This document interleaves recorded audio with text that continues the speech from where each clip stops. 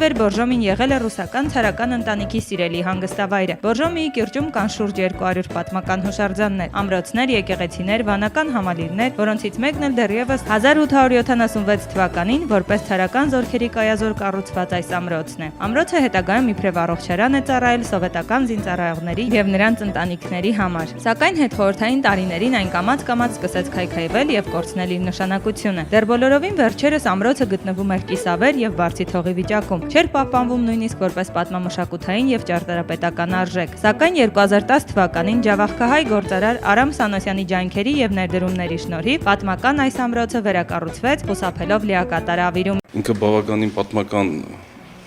իրողություն է, փաստ, որն եղել է այս քաղաքում, կառուցված է ցարի ժամանակ Նիկոլայի կողմից։ Կառույցը ծառայել է որպես թիկնազորի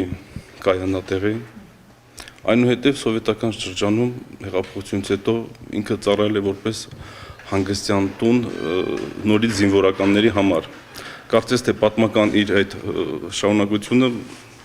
հետհեղափոխական շրջանում էլ է եղել, բայց ներքին հարդարումը բավականին շատ վատ էր։